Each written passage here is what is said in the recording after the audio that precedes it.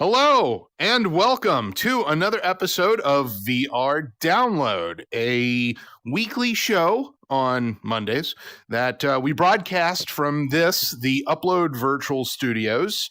And we're excited to bring you the news today about industry news, hardware, things like that. If you want gaming, we have a show for that later on in the week. So hello to everyone out there in YouTube land who is watching live. We have our chat here on our wonderful tablet, which we still have not named the tablets, guys. We need to do that. Something to go along with Stevie the TV here. So hello to all of you out there in live land. Be sure to make comments and ask questions, and we'll get to you as we can. Let's see who we have on the panel with us today. Over here to my left. Hello, everyone. Ian Hamilton here. Thank you for joining us. Thank you for giving us your time. Check out my hand tracking. It will never get old. It will never get old. Indeed.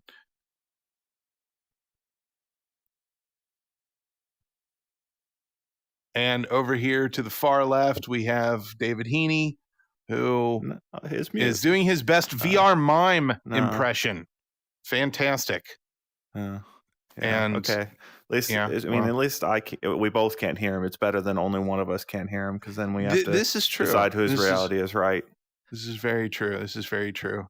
You know, I always forget to introduce myself. Hello, everyone. I'm your host, Kyle, and I'll be here to moderate this discussion and bring you the news headlines as we have these wonderful discussions. And looks like we've got some regulars in the chat today, and we've got maybe some new people.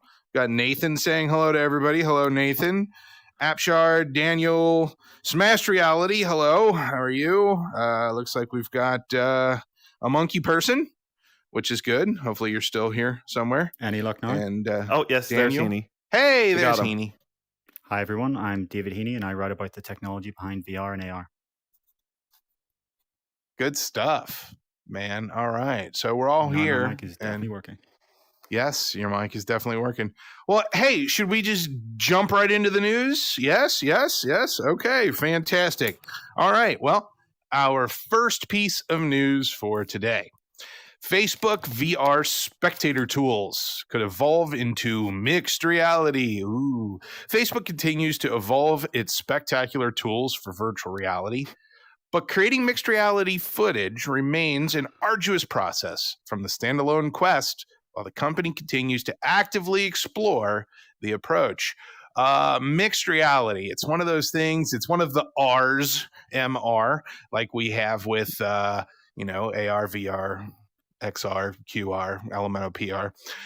Well, MR, mixed reality, puts you inside the game for footage, I suppose, some form of overlay. And Facebook is working on a version of that. I'm just going to put it like that, because I don't know if it's the version. It is definitely a version. So what are our thoughts on this? All right. Well, the situation here is that Facebook has been putting out plans for broadcast tools out of the Oculus Quest platform for a while now. It's mostly focused on Quest since that's pretty much their hardware line now. But the idea here is you can broadcast from a Quest, your first-person view, and have that merged with basically a third-person view of the headset, and merge those two views in real time. That's one way Facebook is more or less expanding its spectator mode. But there's also this idea that the phone that you have in your hands could actually change the third-person view, the camera, into the virtual world with some controls defined by the developer.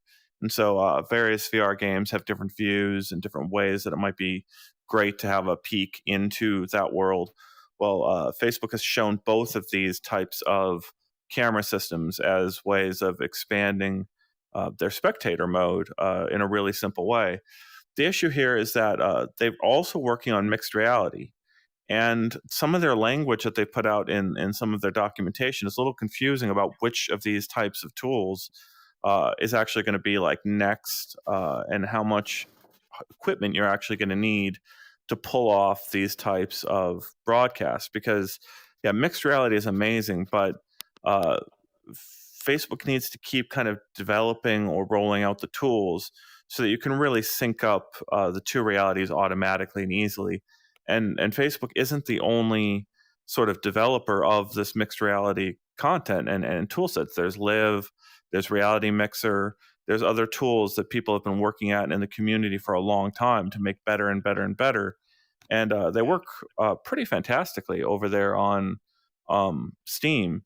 But getting them really good broadcasting straight out of standalone mixed reality with a VR headset like Quest, that's something that hasn't been able to pull off in a really easy way. Reality Mixer is pretty close, but you've got to do some syncing of their locations there, and it can be hard for people. I was going to bring that up because I recall back in the day, and I'm going to date myself here, see how many other people can remember this. Fantastic Contraptions was the first VR game that I did any level of mixed reality. And I set up a green screen, and then you had to cut off. There were 4 panels, and you had to cut this piece and then overlay this piece on top of it. And it took a lot in terms of open broadcaster setup and cropping and putting it all together. Getting it synced up where because your camera field of view and your the how many millimeters each thing is in the zoom level, and there's distortion, and you move your controllers and there's a small amount of latency. It was a mess to try to set up originally. And I wonder, I've done Live and I've done some of these other things, and now we've got this set up here. I think what this is trying to do is the old school, put a little box at the bottom of a YouTube stream that just shows me doing this with my headset on, not really matching up with what I'm doing from my first person. Yeah, so that's connection. And it's a first person view into the world with that sort of external camera angle. And we're kind of still waiting to get our hands on this tool in its first form. So I think Facebook said that they're going to roll it out to just a subset of users initially. And so we haven't actually tested this sort of capture method just yet, and it's going to be that kind of classic view, which I think is still really good, but nothing quite matches being able to sync up the two reality locations just right to be able to show that you pick up an object and throw it over here. That kind of you get across not just what the person is doing, but the effect they have on their virtual world. So having that in a lot of apps, or that capture method, would be such a great way of sharing VR and more in such a great way. In my article, we brought up the original Steam VR sort of presentation where they did it, I think, with post-processing, where they synced up the original Steam VR locations to the virtual world. But doing that in real time, as soon as we could do that with Fantastic Contraption, it's oh wait, can I glue a Vive controller to the camera and carry that around the room because I really want a moving camera? And sure enough, you could eventually do that with just the right tweaking of settings. But it's that tweaking of settings, you could take hours getting that calibration, and that's not going to work in the long term. I just think it's really interesting that you've got the Oculus app installed on your phone. It should be able to get some information about the camera system. And then you've also got the idea that maybe Facebook could use Portal as a camera system for some of these experiences. And I would love to see that happen. All the good ones, all the good mixed reality that I have seen has required multiple people to be involved. Let's just put it that way. You need somebody to control the camera. You need somebody to control the computer with the capture. You need somebody to actually be playing. It's a very bare minimum of 3 people to do it where it looks really good. Or you sacrifice a lot of things like movement, a static camera. Well, we can watch people, and we even saw Mark Zuckerberg recently in a video playing Beat Saber with a mixed reality capture, and it's very easy to have that that third person view of the back of his, jeans and t-shirt, and see his hands match up to the controllers, and it's close enough. And I've done that myself. I've captured video. Beat Saber's easy because it's static. You're not moving your character. You're just standing in one place. This is different. We want to be able to move around. And so the next expectation for mixed reality is much higher than where we're at right now, even with this tool. Yeah, and what I thought was really interesting as I was sort of digging into this story was that video that Mark Zuckerberg posted was using, as far as we can tell, the Reality Mixer apps, and not using the current status of the mixed reality tools that Facebook has rolled out for its own sort of broadcast system. Now, the idea isn't that an open source? Yes. Yeah. So there's some discussion here that Facebook's plugin is open source, I believe. Its core mixed reality plugin. And then Fabio Della Antonio is the developer behind the Reality Mixer app. And he also maintains an open source repository for his code. So that could have been Mark Zuckerberg had downloaded the repo and installed it just from the open source tool. But it's also available. That app is available as an iPhone and I think an Android app. I can't remember if it's on Android. It's just I on. didn't see it listed on Android. I'm pretty sure it's iOS only for now, because ARKit in iOS actually has the ability built in to segment the human body and take it out. So that's what a lot of these apps are using, and Live uses that too. So because Google hasn't released an SDK for that yet as part of AR Core, Android developers would have to do it themselves. And we know that Facebook kind of hinted that their overlay feature is coming to Android, which suggests they're probably going to use some of their in-house computer vision tech rather than wait for Google to release an SDK specifically for that. So what's the next step for this then? I mean, are we going to start seeing YouTube videos of people using this on a regular basis, or do we think that this is just a stopgap, a step in a much bigger process? I mean, what are the predictions here?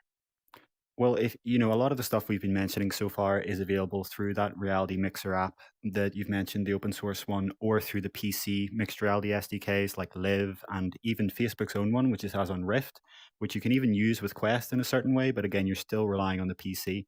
But to be clear, what we have on standalone right now, and by standalone, I mean you just have your Quest and your smartphone. The feature that hasn't even rolled out yet is basically just that segmenting yourself from your background without a green screen. And that's still on the first person view.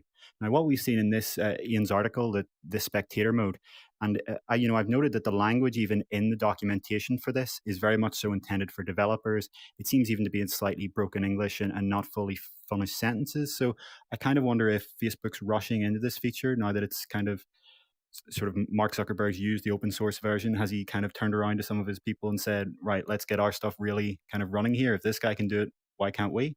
I'm definitely getting that sort of vibe. But what this will bring here is just the ability to come in from a third person view. That still doesn't mean that you're tracked by the phone. If the phone moves, the view will have to be shifted again. And specifically here, if you look up there, you can actually see it's listing the trigger controls. So how this works is you from in VR use your thumbstick to move around the camera and position it into place manually. So what could come next? And again, it's very important to note that this hasn't even launched yet. This is part of their developer documentation. We haven't seen any app yet support this. But what would come next, we would expect, is the ability for the iPhone app to track its position relative to the headset and do that and sort of be able to have the third person view automatically. But again, it'll probably take quite some time, because again, what's mentioned in this documentation is when you're in a standalone headset, this is like rendering a third eye when you go to third person perspective. The feature that's launching soon, the live overlay that just overlays you on your first person view, that's doing all the work on the phone and not adding any extra work to the headset. But once you start going to a third person view, that's putting a lot more work on the headset. So they mentioned here that they increase the CPU and GPU frequency, but that's going to deplete your battery very quickly and maybe even lead to overheating. So from a developer perspective, in order for you to get that third person camera that can be moved around, that requires an actual camera be put in the game for this purpose. Am I correct there, Heaney? Well, their SDK does that for you, but you would have to download the latest. It's just added to the very latest version of the Oculus SDK that we've seen this in. We haven't actually seen any apps build this in, but a developer should theoretically be able to plug this in relatively easily. But under the hood, yes, that's what it's doing. There's a third camera, essentially a third eye. So it's a render, and which means it takes up processing power. So this is something that if you're going to use this feature, be prepared because of the finite capabilities of a mobile device, that this is going to have limitations. I mean, there's going to possibly even be a performance degradation, maybe just a tiny bit, because it's rendering yet another camera.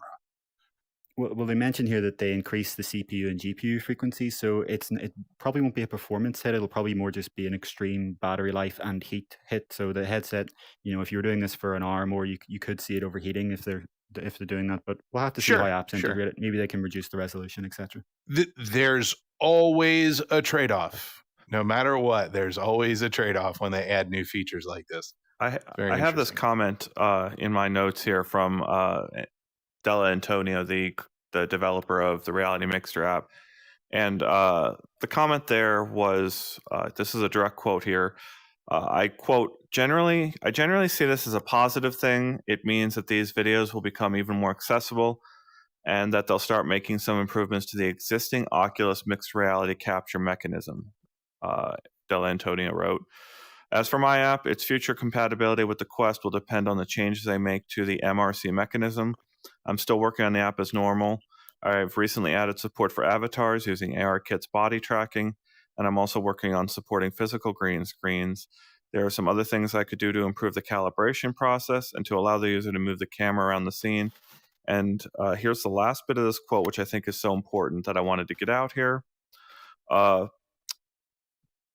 do some of this stuff, to improve the calibration process, he says, quote, but that'd require changes to how the Oculus MRC protocol works. It'd be interesting to know if Oculus has similar plans and ideas. One reason I was able to start working on my app last year was because the Oculus MRC plugin for OBS was open source. And that's also why I've kept my app open source. It'd be nice if they could open source their new mobile mixed reality solution. That's a lot of mentions of open source. I mean, obviously, and by the way, MRC, mixed reality capture, it makes you wonder. This is not new. This is something that has been hanging around in the VR scene for quite a while. What drives somebody like Mark Zuckerberg to suddenly want to pursue this? Is it because of some level of new revelatory discovery of something that they can do? Or are they putting a lot of effort into this? And this is just speculation. I know nothing about this. Is it possible that there is another company who is going to produce this type of capability, and this is them keeping up with the Joneses, or keeping up with the Tim Apples or something? I mean, I don't know. Tim Apples. Yeah, it's a very interesting theory there that you are competing. Facebook is competing almost overnight with hundreds of millions of top of the line cameras being put in everyone's hands on a yearly basis. And so this would be an area we could expect Apple to do something amazing with. It's very interesting to know that the same Unreal Engine tools are what kind of made the Mandalorian production schedule possible. So being able to produce a really, really high-end graphical effects merged between two realities, if you could really give that to iMovie makers at home, that would be a pretty killer, amazing thing, and very in line with the kind of stuff Apple will do. But it's only going to be doable when you can really have rock solid segmentation, like these features that Apple and the other companies are trying to roll out. So yeah, I think that that's a very interesting theory that they could be trying to get it up to par. And I don't know, there's this idea that Mark Zuckerberg has a lead with Quest 2, and I could imagine him wanting to make sure anything that Apple is that they think Apple might do or others might do, they want to have a better version of it. I could see Mark Zuckerberg not wanting to sort of leave that up to chance. So I kind of agree that this is probably a competitive response, but I'm not sure Apple is the answer. I think this is probably related to Facebook's recent push in Facebook gaming. They, as hard as it would sound to believe in the gaming community, they really want to take on Twitch with Facebook gaming, and it seems like they've reported some growth in that area. So it seems like this is a natural evolution of bringing what you can do in VR into the Facebook gaming live streaming scene, because then it also has the advantage of it's free advertising for Oculus virtual reality products, because people scroll down their Facebook or Instagram feed and they see these mixed reality experiences, and it's much easier to understand what VR is like when you're seeing your friend in it than when you're just seeing some sort of screenshot from it. Just to quickly answer Anthony's question here in the comments, this is a Quest feature. Yes, this is for iPhone only at the moment, and it actually hasn't rolled out yet. It may have rolled out to a few people, but it definitely has not widely rolled out yet.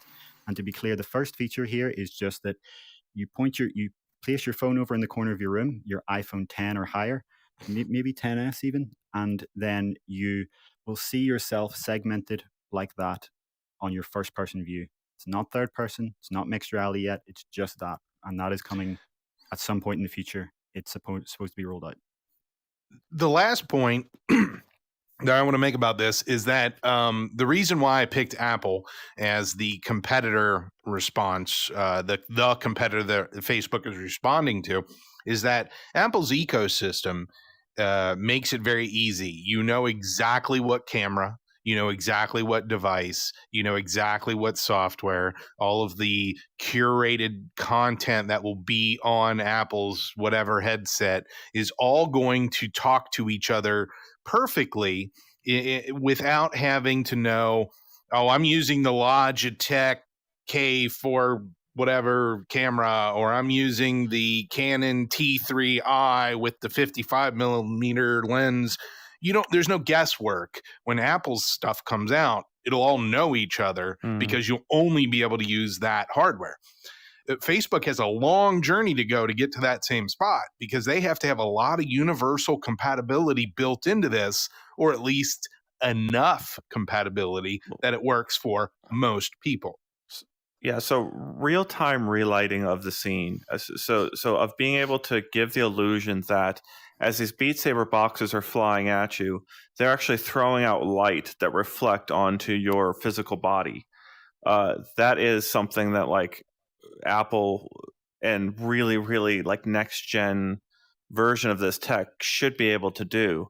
And if it's done real time and in a really high rate of speed way, people are going to eat up those types of videos and want to record those types of videos all the time.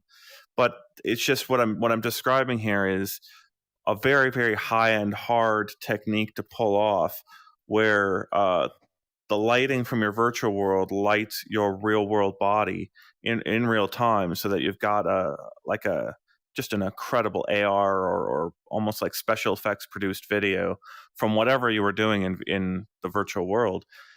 I want that. And even if you get to the step of having mixed reality out of these apps, unless you can light the person dynamically like that, it's still like something people will want that not all systems can do. Yeah, absolutely. Just to answer this question, Onakazi, what do you mean by camera pointed at the user? So far, all we know is that it's inside out. So we're not talking about a camera on the headset. We're talking about the camera from the device, the phone or whatever that has the app built in. So that's the camera that's facing you. It would be impossible. Well, okay, highly improbable that a mixed reality capture would come from the headset itself, because you would have to have another camera behind you or out in front. I mean, I'm sure somebody could 3D print some sort of weird rig, but the interface, it still has to go to the app. The app is doing some of the legwork here. Yeah. Do we have anything else that we want to say about mixed reality before we move on? I was just going to say, the point you brought up about the different lens intrinsics is actually quite a valid point. That's going to make it very, very difficult for them to scale this out on Android, because as you say, every lens system on Android, that camera has a different field of view. It has all of these different optical properties that they need to know in advance. And that is the advantage of building on Apple's platform, and why we've seen this feature coming to iOS first. If you use ARKit, all of that is handled for you. You don't have to think about that at all, as long as someone has one of the supported devices. And with each version of ARKit, and the latest we have here on the screen here showing is 3, that had to drop a few devices generations, and I'm sure the next generation of ARKit that maybe does add some of those interesting features like scene relighting, which is a very, very popular thing in computer vision and machine learning right now. There's papers coming out every week. A few years ago it was AI upscaling, and now it is scene relighting. But the question is, when Apple does that, will that drop another kind of lower generation of devices and mean people have to get newer and newer devices? Facebook's challenge will be, can it roll out its own computer vision tech on Android that works generically enough that they don't have to rely on that sort of system?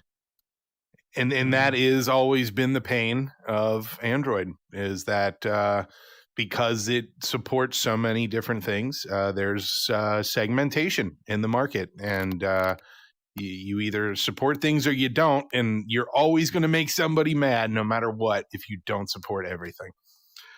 So, all right. Well, let's move on to the next news piece here. Looks like Virtuix, our old buddies Virtuix, raises $19 million for consumer Omni One VR treadmill. Virtuix raised another $19 million as part of a Series A2. That's fun. Funding, which it will use to launch the Omni One later this year. Now, the Virtuix Omni has had an interesting journey throughout the years. There have been multiple iterations of their product. There have been multiple technology changes, and it's come and it's gone, and it's come and it's gone. And now it looks like this Omni One had treadmill. It's not really a treadmill. I don't know what to call it. It's just a slip mill bowl. What is it? Some people call it a slip mill. I've heard that term thrown around. I'm not sure if it's a serious term or not, but a slip mill. That sounds like a good name. Slipping your way across virtual reality. No, thank you. So here's the fun thing about this product, because I've tried multiple iterations of this product. It used to have a cage around your waist to stop you from moving around and from wandering off of it. It's changed size. It's changed. The one thing that has stayed consistent, though, is the shoes, is needing to wear their special bowling shoes with the special slippy, disky things on the bottom, or the whole surface, I guess, is now that. I don't know about you guys, but I have... Well, I wear size 13 double E. I have big feet, and every time I've ever gone to try this, they have not had a shoe.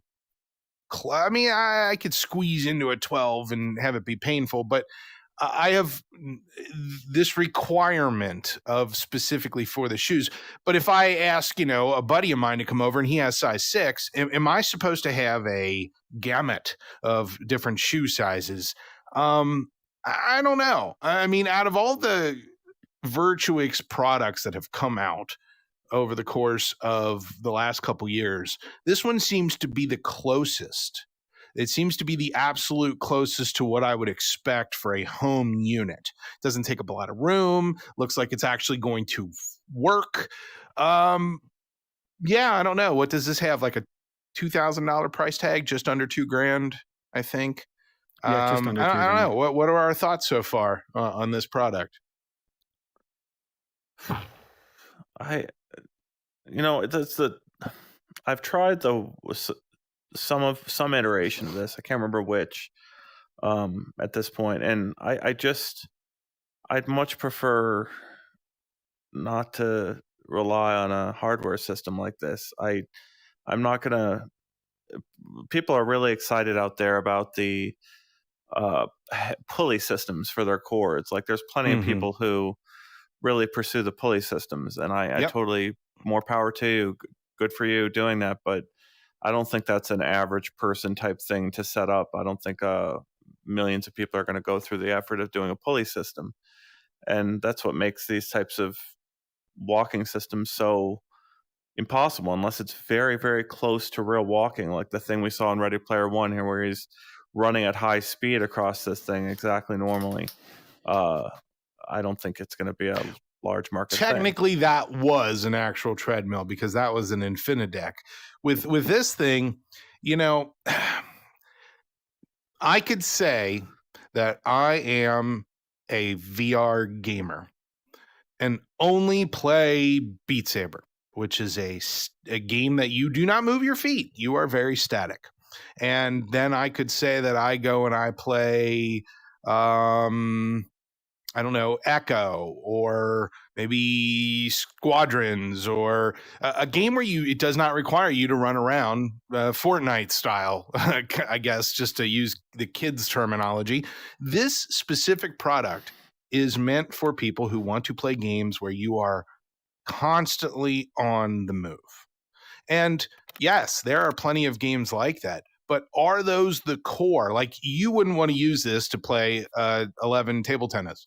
You wouldn't want to use this to do a lot of games that are out on the market that are very popular.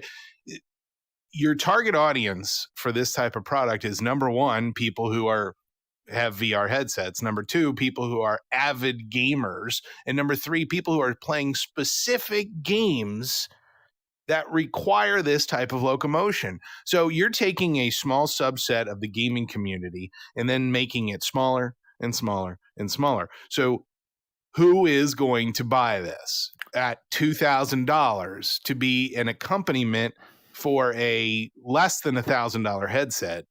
I don't know what to think about it.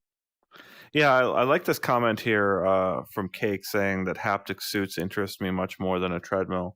And I have to agree with that. Like to this day, and I guess this will wrap up well with the next part of our discussion, where we're going to get into sort of arcades a bit. But my most memorable experience that I've tried in VR still to date is the Nicodemus Void experience, where I was wearing their haptic vest and I was cowering in VR as I knew a monster was right behind me coming toward me. And I did this thing that I typically do in scary VR experiences where I just look away and close my eyes. And I'm able to like tune out the audio enough to not be scared anymore. But in this particular experience, this monster came up behind me and jabbed me in the shoulder. Like I felt the haptic suit on my back activate in the shoulder area. And it was the most terrifying thing ever to happen to me in VR, because my brain absolutely got convinced that this monster got me in the back. And I want that experience in any VR horror experience going forward. Having any sort of subtle monster crawling on you is going to instantly feel 10 times more terrifying having a haptic vest. And I would definitely want that before a treadmill. Heaney, what do you think? I mean, I think it's appropriate that they're finally calling it the Omni One. As you say, this is kind of, if you have to build a consumer treadmill system or slide mill or whatever you call it, this kind of is the minimum viable product. And it gets down to the maximum kind of viable price, which is $2,000. You know, anything over that, and it's ridiculous. And even at $2,000, obviously, that's an incredibly niche market. But the question is, where is this kind of technology going to go next? And as you know, as the commenters are saying here, it doesn't feel anything like walking to slide on something like that. It feels a little bit more like it when you get to something like the Infinideck you're mentioning, you know, in Ready Player One, but you still don't actually have a sensation of walking. And the problem with the Infinideck is that you then cannot ship that at a reasonable price to a consumer market at all. I guess the only prospect here of positive hope is that when we get very, very high quality body tracking, and it's high quality enough and reliable enough that it could track a person running and have their legs with almost no error, you could probably build a cheaper kind of Infinideck that moves in reaction to where you're about to move rather than kind of proactively. Rather than reactively. But again, I can't see that happening. So it's one of those things where unless we get GVS, which is galvanic vestibular stimulation. And we've seen a few prototypes of that over the years from small companies and labs, and even Samsung had one at one point for Gear VR. And the idea of that is you can put some kind of vibration just behind your inner ear and make you think that you're moving. If we get that, and they can pair it with a treadmill, and so you feel like you're moving while you're actually moving your legs, then yeah, you see the value proposition of this start getting much higher. But today, there's no actual sensational difference from just pushing a thumbstick forward than sliding your feet. So I'm not sure how widely this will appeal. But again, this is the result of a multi-year journey, and what they're trying to do here is just ship something for the people who really do want this at a reasonable price that can actually fit in their living room. And they have, if you look at this product, they've finally gotten to that point. You know, I wonder sometimes about what the actual value to this sort of product is to the industry at large. And I feel like this is the type of product that sells VR. It definitely sells it because people know that this is capable because they've seen this in TV shows and in movies. They know that this is where we want to be. Now, the reality is how many people will actually buy this product. I would love to know, and obviously we never will, what the margin is on this cost to build versus what they're selling it for, because I would love to know. I have a lot of questions about this product. How heavy is the base? How compact does it get when you fold it up? How strong, did they get the people who made the Elite strap for Oculus to build that bar for the waist, the holding area? If I lean too far, will the whole thing topple over and I'll be attached to it as it falls down? I don't know. I have a lot of questions that I would almost have to have one of these to be able to test it out. So Virtuix, if you're watching, send one to upload.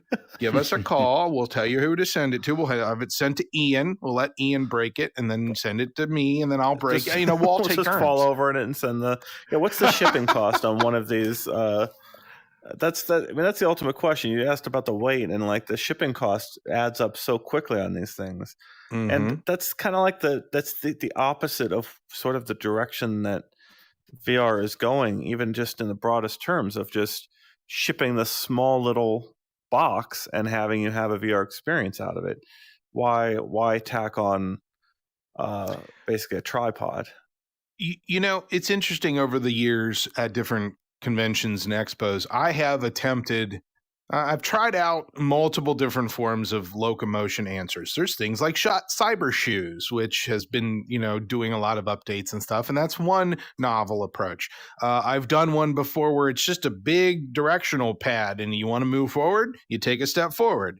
Then you can step back to stop. And if you want to go backwards, you can step back. So you're just basically walking on a giant D-pad. It was novel. It was also very cheap and easy because it was just like one of those old, 8-bit Nintendo mats you roll up to do the track stuff. Locomotion is hard, and this is a solution. Time will tell, and the industry will tell whether this is a viable and acceptable solution. But we have to have pioneers making stuff like this in order for us to test it to see what works, what doesn't, what will become adopted mainstream and what won't. I mean, this is necessary. I'm not going to say that they shouldn't have made this. This is definitely necessary. The thing I would really like, the research I would really like to see bear fruit is the idea of redirected walking applied with more consumer level hardware. So Heaney was talking about body tracking a little bit earlier, but if you can get really great eye tracking and give a person a little bit of space, you can do tricks like behind the person have a door switch from this wall to this wall. And so when the person turns around, they see a door on a different wall than the one they actually walked in on. And you can sort of expand your virtual space to that kind of like subtle redirected walking. And I believe there's lines of research where they could adjust the world around you when your eyes saccade from one location to another, that there's sort of like a period there where your eyes have not yet taken in new stimulus where they could move the world just a slight bit.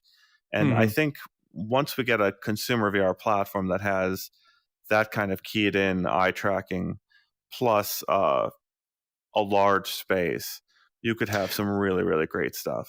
That's the thing. You do need a large space. I have done that redirected walking stuff. I did it at a university lab that they had a giant area. It was basically an old gymnasium, and they had an OptiTrack system all around the top of this thing. And I'm walking, and I said, well, if I keep walking, I'm going to run into this wall. And they're like, just keep walking. I'm like, all right. And so the video of me doing the walk, I felt like I was walking in a straight line for like a quarter mile. No, I was just going around in a circle, and it looked and felt perfect. It did not feel like somebody was turning my head manually. So yes, large spaces, redirected walking can be very beneficial.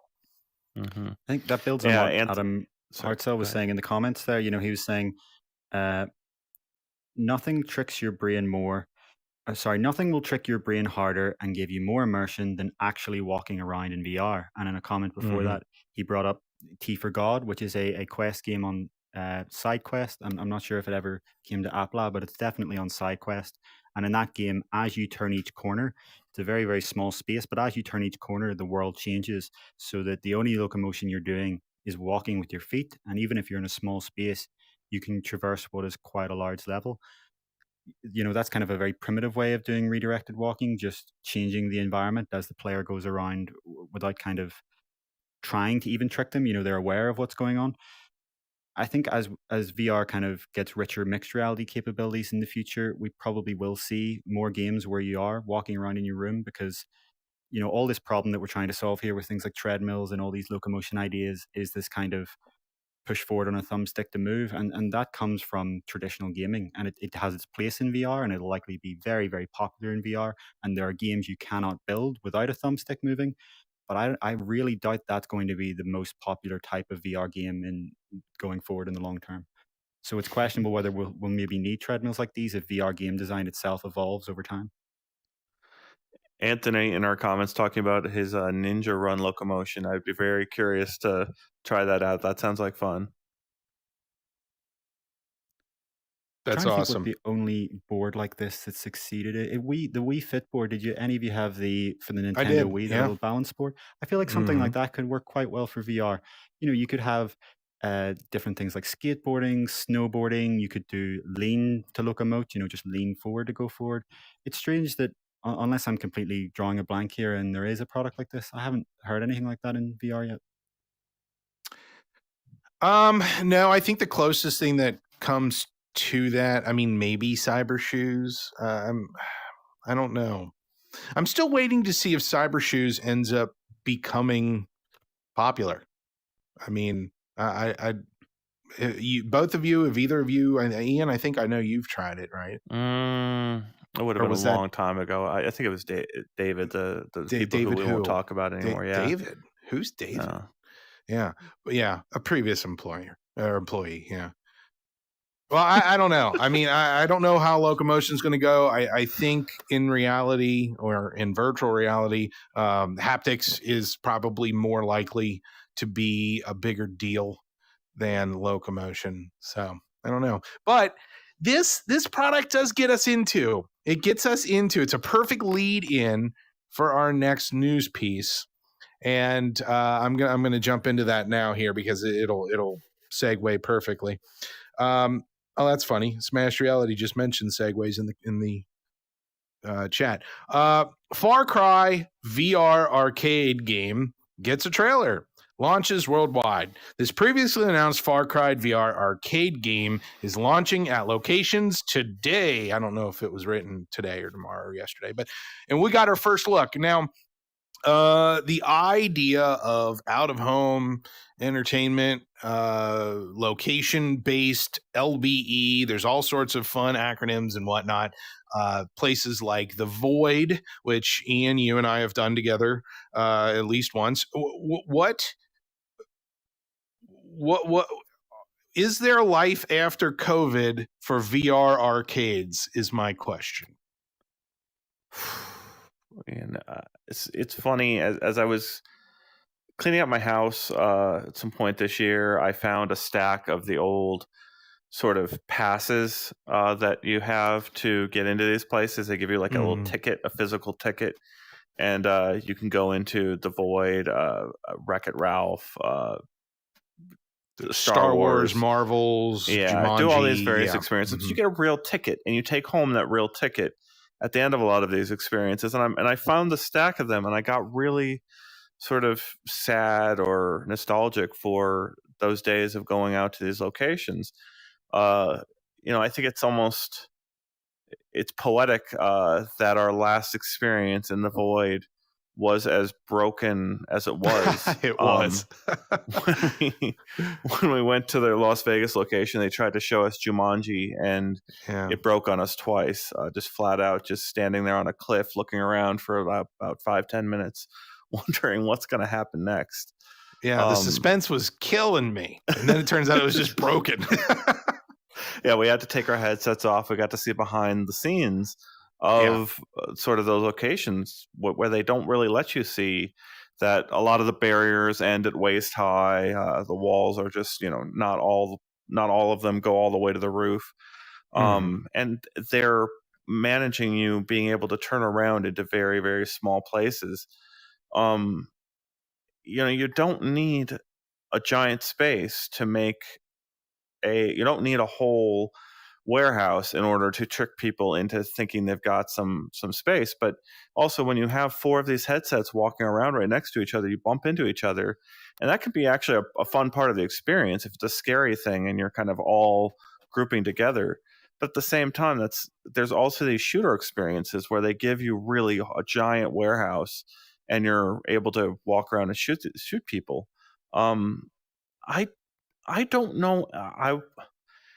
I feel like such a hypocrite that I went to, I'm fully vaccinated 2 weeks after my last shot, and I went to my first sort of ticketed event in a year and a half, a baseball game over the weekend. And I'm the only one in my entire section still wearing a mask. I didn't think it was fair for my kid to have a mask and me not to have a mask. It's like, I'm vaccinated, kid. I did feel like explaining that to him. There's thousands of people around me at that location. How safe is that venue, and how safe was it for the two of us? And is it any safer than actually taking a headset off another person, wiping down with some kind of hand sanitizer, or theoretically putting it into a machine and having a UV light take it, sanitize it, or being in an outdoor open venue? Like, I have no idea. Heaney, you've been reading sort of the scientific reports and this stuff. Which is going to be more transmissive, an open air outdoor venue, or wiping down a VR headset and handing it to another person?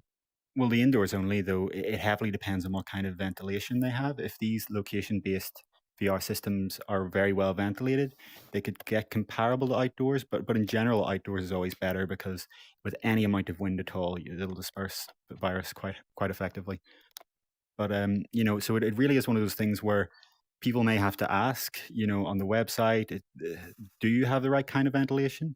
I think in general, just talking outside of VR, we probably are going to see a ventilation revolution across our civilizations, just as there was kind of a sanitization one after the Spanish flu 100 years ago. But that is the kind of question you're going to want to ask when you're looking to go to location-based VR event. What kind of ventilation do you have? What are your safety procedures? But even looking further out, once the pandemic is a thing of the past, I still don't really see the appeal of these sort of things. I think I get the idea that they provide the space, and I think there's a model in the future where you bring your own headset, but I don't see I just can't see the economics of these companies constantly every few years having to purchase a whole new fleet of headsets to keep up with the consumer market really working out, especially as the adoption of VR in consumer homes kind of increases and increases. Even prior to COVID being a thing, I questioned the length of time that an LBE, a location-based entertainment venue, an arcade, we'll just call them arcades. I questioned how long an arcade would last in a new industry like this. So obviously a bunch of them popped up. There's a couple here in Seattle that I have been to, many of them, like the Void has multiple locations. There's other ones around. Yeah. Well, rip. I wondered, I said the viability of this is 5 years. That was my prediction, was 5 years of this before everybody just has it at home and there's no reason to go. Because that's what happened to arcades when I was a kid, is that nobody went to arcades anymore because you just had a console at home where you can play most of the games you wanted to play anyway. The only thing that you were missing out on was the shared experience. And I think that a lot of people are I think that there is a revolution, a renaissance, so to speak, of shared experiences. I mean, if somebody had asked me 10 years ago what I thought would be the viability of escape rooms, I would have never put any money down that was going to be a thing. But sure enough, everybody and their brother and sister goes to an escape room for birthday parties and team building events and blah, blah, blah, blah, blah. And they're everywhere. And I mean, hell, there's probably 2 of them within 5 miles from my house. I don't know how good they're doing right now with COVID, but I mean, prior to COVID, it was a big deal. Is it possible that just because those of us who have already been down this road before see that this might not be viable, that it doesn't matter what we think because people know what they want and that's what they're going to go do, is this sort of thing. So maybe there is life after COVID for VR arcades. I don't know. You've both been to these. What were the costs? What were the kind of ticket price that you have to pay to get to these experiences? Oh, it's true. What No, was the I'm just value of curious. Like, this? can you think? Can you remember off the top of your head what the ticket prices on any of these? 20 to experiences were? 40. Yeah, 20 to 40 bucks per for person. Maybe like a 15 to 20 minute experience. More like 30 minutes when you strap in and strap out time. Sure. But that's typically it's some portion of a 30-minute is you're actually spent in the experience. It seems like, I mean, I'm not familiar with US prices, but how does that compare to things like paintball and laser tag and other things you might find in a mall in a similar kind of context to this? Is that higher or lower? I don't know. Yeah, US so prices. like I've got a mini golf place near me, and it's maybe $10 a person, or maybe like a little bit less than $10 a person. So that's for 30 minutes of mini golf, going 18 rounds on a physical golf course. It doesn't compete favorably with that sort of experience. Like it gets up to $120 or more for 4 people to go into one of these things together, and that is really, really tough. And they were going into these like high rent locations like downtown Disney and malls where I just don't see enough people using those things. I definitely want the BYOB. I want to go back to that Nicodemus experience that I talked about earlier, where I guess can I do a spoiler if they're, I guess no one's probably likely to see this thing anytime soon. One of the things they have you do is you put your hand out onto this platform and you feel a piece of metal. I believe you see a piece of metal out on this table. Put your hand on it and you see it in VR, and a little creature comes out almost like the character that you have on like a clock coming out when the clock strikes a certain time. It comes out next to my hand with a little axe and smacks, and the little axe comes down and hits my wrist. And at the very moment that the axe comes down on my wrist, the thing I'm touching, the metal platform, vibrates. And so there's this incredible effect where I feel like my hand has just been cut off by this little thing that came out, and with the little axe. Fantastic little haptic effect where on Quest right now you can define your desk and you can define your couch. And if you get real creative as a developer and you could actually access those APIs, you might be able to pull off some sort of small scale very scary or haptically intensive experience by just vibrating a table at the exact moment that someone is touching the table. You could have a pretty cool little small scale version of what the Void offered in that moment. Mm-hmm. I found it interesting, Heaney, that you asked about, and you guys were talking about golf and laser tag and things like that. Those are experiences that you experience it with other people. You interact with those other people. You look at them eye to eye, face to face. You say things to them and everything. With these experiences, I feel like I'm isolated together with a group of people. I'm isolated, but with other people as well. I'm aware of their presence. I know that they're doing things, but I'm not necessarily interacting with them. If I'm on a golf course and I'm playing golf with Ian and Heaney here, we could be shooting the breeze while we're shooting our balls, and everything is just very interactive and casual. With this sort of thing, you don't really have that same type of experience. Heaney, what's your comment? Yeah, that is the fundamental problem with all of these location-based VR experiences, and it kind of reminds me of. Do you remember in 2015 when Facebook was first showing off the Oculus Touch toy box demo, and you would be a one-on-one experience where the other person is in the other room? But I remember the thing that they kept saying to people, everyone that tried it and everyone that was coming along to video it, they kept saying over and over, the thing we really want you to realize here is the person in that room could have been on the other side of the planet. That part didn't matter. And I feel like it's still hard for a lot of people to kind of get, because you see this constant appeal for co-location, and I guess that's useful for when you have people in a large physical space that you can share and you don't want to bump into each other. But fundamentally, the point of VR is to steal Facebook's ridiculous little kind of motto, to defy distance. Yeah, I was going to have to use that one. But it doesn't, as you say, you put on this headset and you're no longer there with those people. Or to put it more accurately, you put on that headset and it wouldn't make a difference if those people were at home in their own houses or you were at home in yours. There's no difference to you other than the physical interaction methods which some of these employ. But even then, as Ian mentioned, there's ways you can develop that in. And is that really worth this huge high ticket price? So, I see these things as competing with those things like mini golf and laser tag, but somehow missing the point of those, which is, as you say, you're there physically with your friends. And, VR's purpose is mainly in a social context to enrich the kind of way you can hang out with your friends when you can't be with them in person. If you can be with your friends in person, why would you want to go somewhere and then put a VR headset on again? Why not just go and do something, as you say, something real, if you can really be with your friends?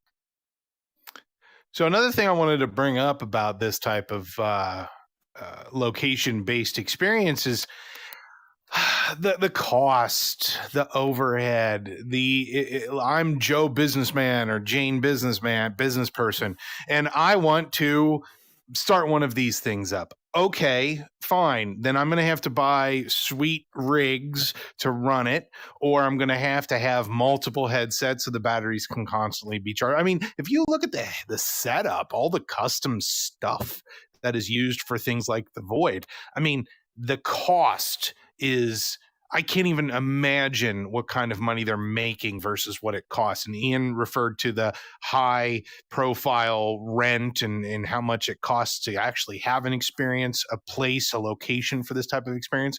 It's enormous. And so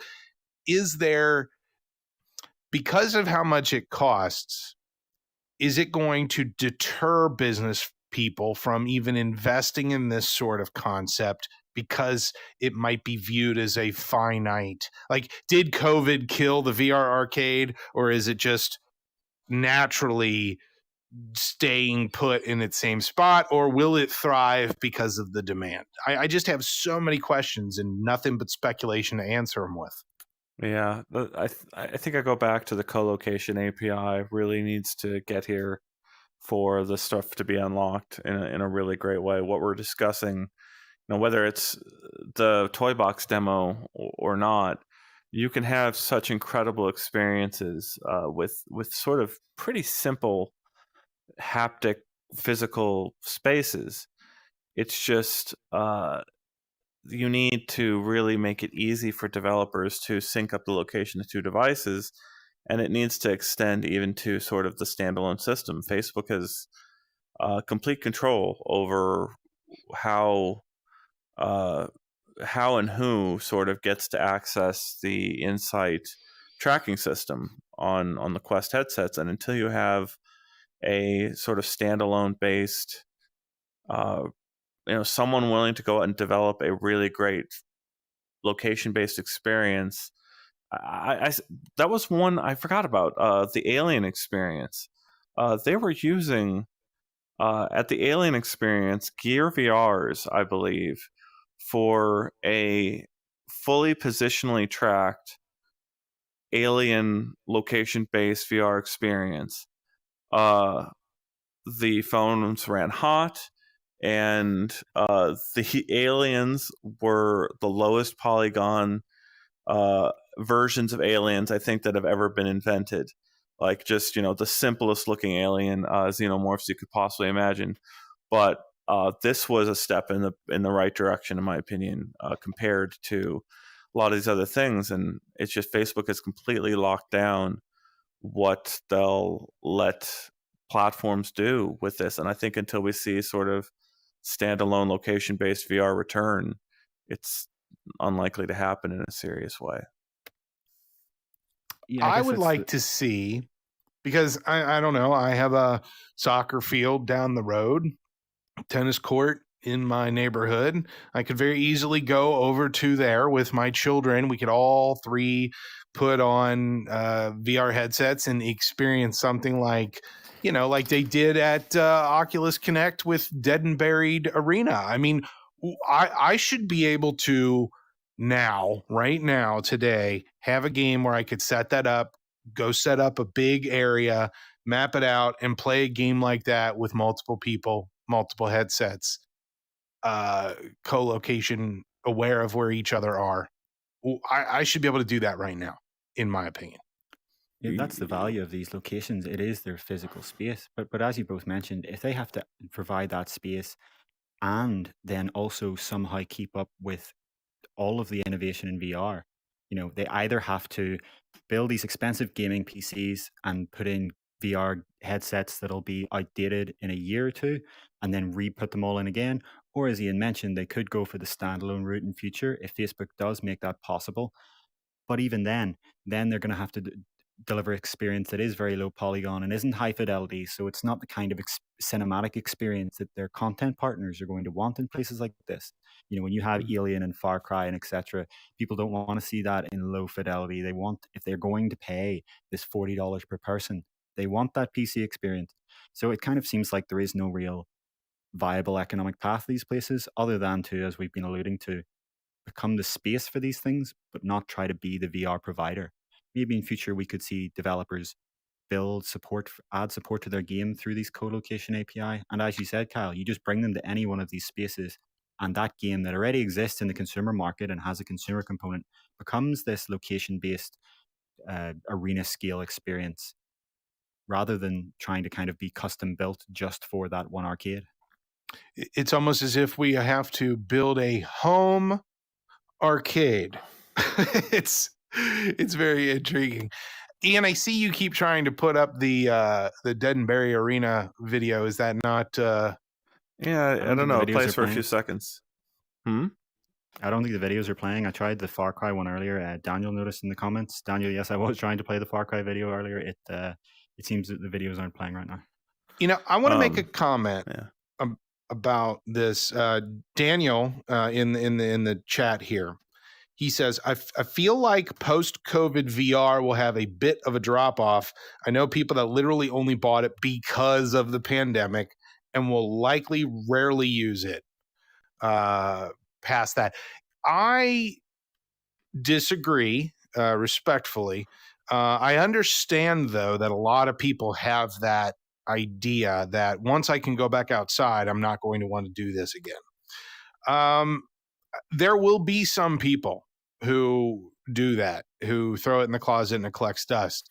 But I feel like there's going to be enough momentum that will be a small subsection of the people who bought VR during the pandemic. I think that there's going to be more to it. I just think that it's going to require more stuff, like the things we talk about on a regular basis on this show, to come to fruition and be available. So that's just my 2 cents. But it's a good comment, and it's a valid comment to make, and something that we do need to keep our eyes on in the future. Mm.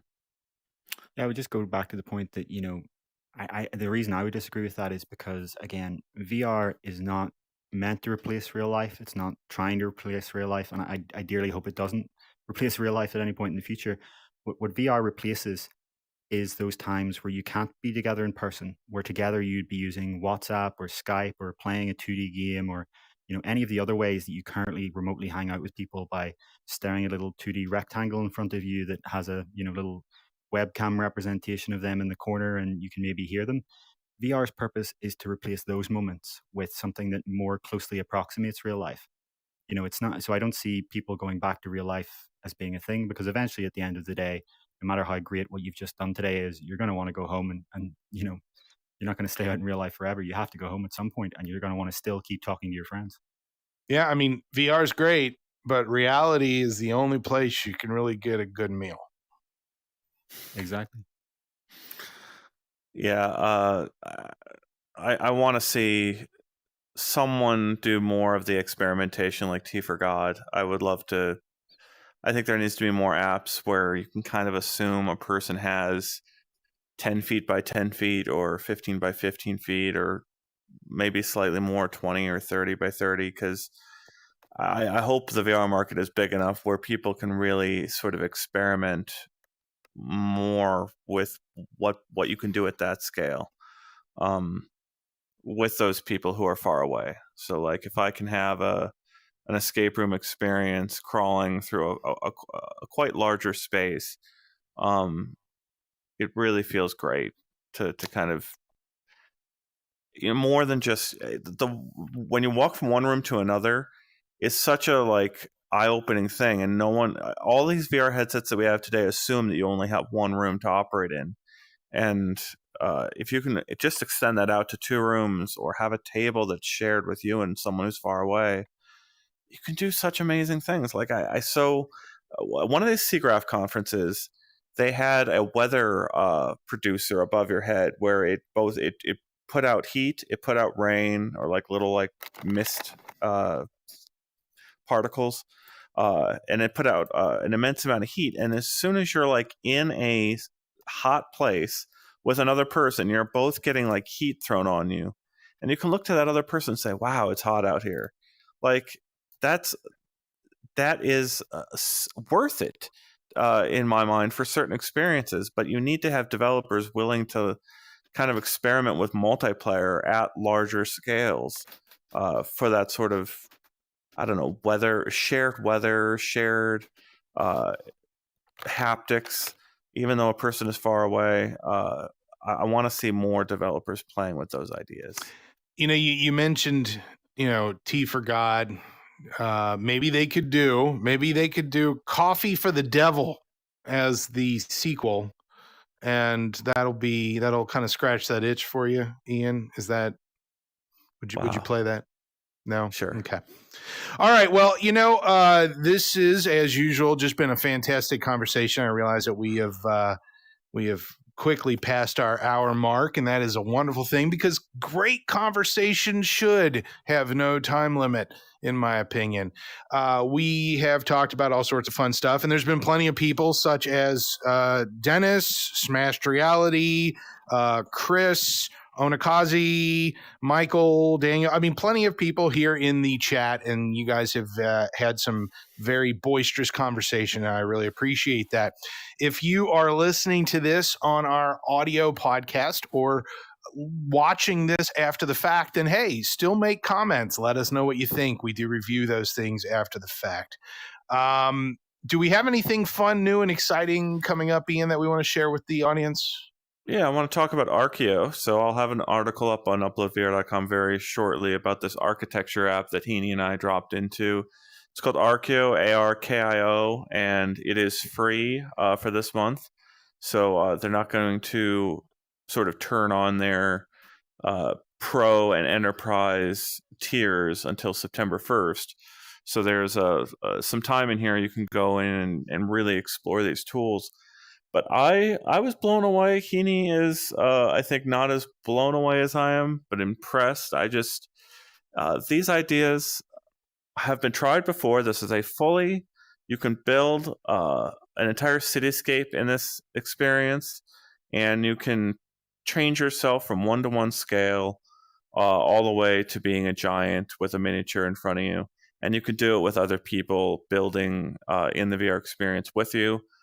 Version 1.0 is out today, and you can go test this. This runs on Quest as well as other platforms in general. You can get an iPad app and sort of view the same model as someone else. They're also integrated with Revit, the other Rhino, Revit, and SketchUp, so you can import models from those other experiences into this shared modeling space. And Sculptor VR was one of my favorite apps from a very early time in the VR space, because it really tapped into the ability to shrink yourself down really small and fire little missiles at another person who's a giant. And it was just instantly fun being able to be a little person against a big person and be able to have control over the scaling. This gets the scaling just right for an architecture-based experience. The thing about Sculptor VR was you were building really misshapen things in that app, whereas in this you're building right angles, and it's very, very well done the way everything snaps together. Having had my own experience through the years with architectural visualization and building in VR, this running on the Quest and being able to import models from SketchUp and Revit and things like that, I'll be really interested to hear on what the physical limitations are in terms of poly count, draw calls, and all of that stuff. So I would imagine Heaney has probably already made all those comments, haven't you? Yeah, like Ian said, I was impressed by the actual features of the app and the various different platforms that they have it on. But performance was one of the things I noticed just wasn't up to scratch on Quest. And obviously that's something they can improve over time, and they obviously will. But in the build we tried, at least the performance just wasn't there. And I'm one of those people. I don't get sick from locomotion in VR. I can fly all over the place or thumbstick locomote everywhere, but frame drops get me sick. And as I understand it, right before they got to version 1.0, they did implement some changes at our sort of suggestion, where we kind of talked about the performance things. And I think it's probably running a little bit smoother. But you can change the time of day in there to cast shadows in different ways, and that's a huge, huge impact. I think they turned some stuff off there. Applications such as this can be used to make the argument of why PC VR needs to hang around. Is for enterprise items like this, in my opinion. But I think that's the very thing that's so impressed me, is because I would be willing to deal with a minute of frame rate drop in an experience like this in order to know what it looks like to stand at the street corner in front of the building that's about to be built. So being able to this has hand tracking in it as well.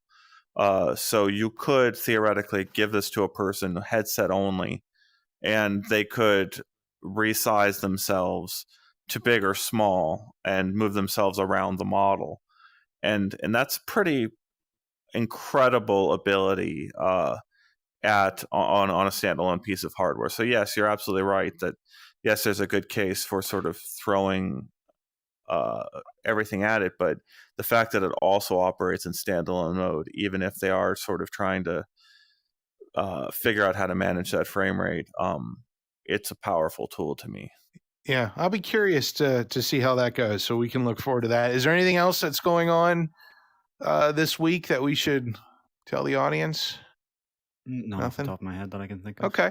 All right. Well, in case we change our minds and decide that there is something awesome, you can go find it on uploadvr.com, as well as Twitter and Facebook and Instagram and Snapchat. I don't know, actually, if we do those things. I don't think we do. But our YouTube channel is a bounty. Hamlet the tablet?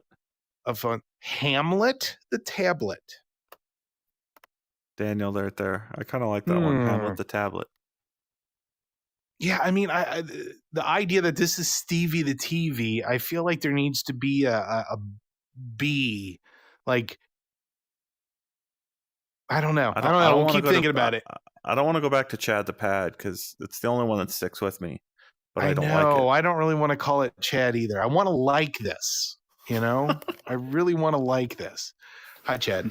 Okay, well, I think that wraps this up. So go check out uploadvr.com, watch all of our videos, like, subscribe, blah, blah, blah, blah, blah, all those things that YouTubers say. Thank you, Ian, and thank you, Heaney, and thank you all very much for watching. We'll see you in the future. Bye-bye.